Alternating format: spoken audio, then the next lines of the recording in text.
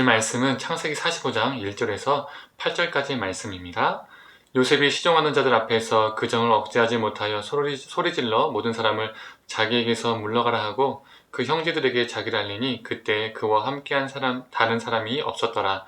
요셉이 큰 소리를 우니 애굽 사람들에게 들림에 바로의 궁중에 들리더라. 요셉이 그 형들에게 이르니 나는 요셉이라 내 아버지께서 아직 살아계시니까 형들이 그 앞에서 놀라서 대답하지 못하더라. 요셉이 형들에게 이르되 내게로 가까이 오소서. 그들이 가까이 가니 이르되 나는 당신들의 아우 요셉이니 당신들이 애굽의 판자라. 당신들이 나를 이곳에 팔았다고 해서 근심하지 마소서. 한탄하지 마소서. 하나님의 생명을 구원하시려고 나를 당신들보다 먼저 보내셨나이다. 이 땅에 2년 동안 흉년이 들었으나 아직 5년은 밭갈이도 못하고 추수도 못할지라. 하나님이 큰 구원으로 당신들의 생명을 보존하고 당신들의 후손을 세상에 두시려고 나를 당신들보다 먼저 보내셨나니 그런즉 나를 이리로 보내는 이는 당신들이 아니요 하나님이시라. 하나님이 나를 바로에게 아버지로 삼으시고 그 온 집의 주로 삼으시며 애굽 온 땅의 통치자로 삼으셨나이다. 아멘. 아침 묵상을 들으신 우리 모든 성도님들에게 하나님의 은혜가 있기를 간절히 소망합니다. 요셉은 알고 싶었을 겁니다. 형들이 이전에 그대로의 모습인지 아니면 형들이 달라졌는지 확인하고 싶었을 겁니다. 그래서 여러 번의 테스트를 했었죠.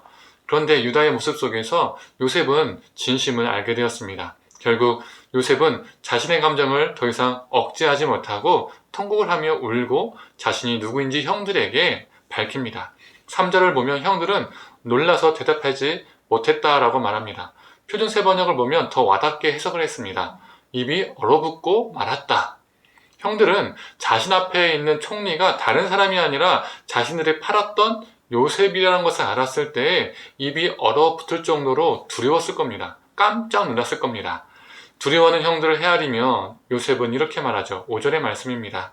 당신이 나를 이곳에 팔았다고 해서 근심하지 마소서, 한탄하지 마소서. 하나님의 생명을 구원하시려고 나를 당신들보다 먼저 보내셨나이다. 애굽 땅으로 자신을 보낸 것은 형들이 맞는데요.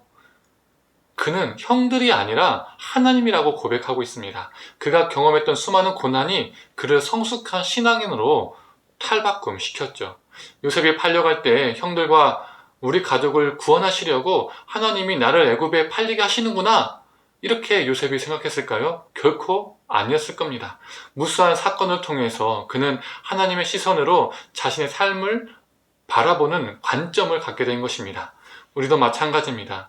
우리에게 지금 닥친 어려움들, 아픔들이 지금은 모르는 경우가 참 많이 있습니다. 열심히 살았는데 일이 뜻대로 풀리지 않을 때도 있습니다. 자녀들이 아프기도 하고요. 부모가 아프기도 하고요. 억울하고 부조리한 일을 경험하게 될 때도 있습니다. 이것 때문에 그런가 저것 때문에 그런가 수많은 원인을 찾아보기도 하고 또 내가 죄를 지어서 그런 것인가 아니면 내 운명이 이래서 그런 것인가 숙명론자가 되기도 합니다. 별별 생각을 많이 하게 되죠. 저 사람은 인생이 술술 잘 풀리는 것 같은데 왜 하필 나한테는 이런 안 좋은 일만 일어나는지 이렇게 남들과 비교하게 되면 절망이 되기도 하고 분노가 되기도 합니다. 그런데 그 당시에는 알 수 없지만 이해할 수 없지만 오늘 현재에서 바라볼 때 그 모든 과거의 일들이 다 하나님이 계획하셨구나. 아, 하나님이 나를 돌보셨구나. 나를 성장시키셨구나. 나를 성숙시키셨구나. 다 이 모든 것이 하나님의 섭리구나 라고 깨닫게 될 때가 있습니다. 그렇지 않습니까? 저와 우리 성도님들 모두 이런 경험 한두 번 이상은 다 있을 겁니다. 그래서 중요한 것은 지금 나의 상황을 내 인생의 최종 판단으로 내리지 않는 것이 중요합니다. 지금 실패한 것처럼 보여도 실패했다고 내 인생을 최종 판단해서는 안 된다는 것이죠. 지금은 실패한 것 같고 지금은 다 막혀있는 것 같아도 지금은 절망이 되어도 이후 시간이 지나서 실패처럼 느껴졌던 지금의 상황을 우리는 분명 다른 시각으로 보게 될 것입니다. 아, 그때 그래서 이렇게 이런 일이 일어났던 거구나. 이 모든 것이 하나님의 섭리구나. 고백하는 우리가 될 것입니다. 우리 상황을 하나님의 시선으로 적극적으로 해석하는 저와 우리 성도님 되기를 원합니다. 적극적으로 해석하는 그 눈이 우리에게 필요합니다. 요셉은 7절에 5절과 비슷한 말을 형들에게 합니다.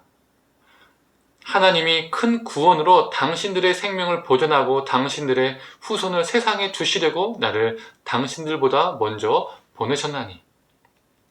요셉은 자신이 팔려가 사건을 하나님의 생명을 구원하시려고, 큰 구원을, 생명을 보존케 하시려고 자신을 먼저 애굽에 보내신 것이라고 재해석합니다. 사랑하는 성도님들, 수많은 사람들 중에서 우리를 먼저 선택하셔서 우리에게 수많은 고난의 터널을 지나도록 하신 것은 결국 우리를 구원의 도구로 삼기 위함입니다. 우리를 통해서 누군가에게 구원을 베푸시기 위함입니다.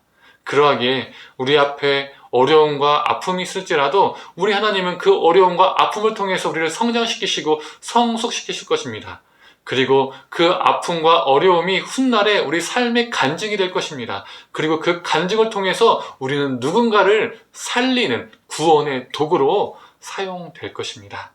사랑하는 성도님들, 부족한 우리 머리로 모든 것을 다 이해할 수 없으나 분명 우리를 선하게 이끄실 하나님의 섭리를 오늘도 의지하며 살아가는 저와 우리 성도님 되기를 간절히 소망합니다. 함께 기도하겠습니다. 하나님, 요셉은 자신 형들에게 팔린 이 사건을 인신매매로 바라본 것이 아니라 하나님께서 자신을 먼저 보내셔서 큰 구원을 이루시기 위해서, 생명을 보존케 하시기 위해서 하신 것이라는 것으로 재해석했습니다.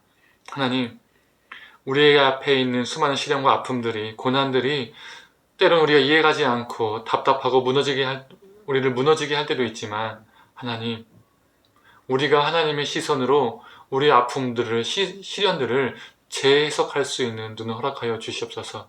지금은 모든 것을 다 이해할 수 없지만 훗날에 하나님이 나를 돌보셨고 나를 이끄셨고 나를 성장시키셨고 나를 성숙시키셨고 결국에는 이 시련과 아픔을 통해서 나를 생명의 도구로 사용하셨구나라고 고백할 수 있는, 그리고 그것을 경험할 수 있는 우리가 되게 하여 주시옵소서. 감사드리며 사랑이 많으신 예수님의 이름으로 기도드립니다. 아멘.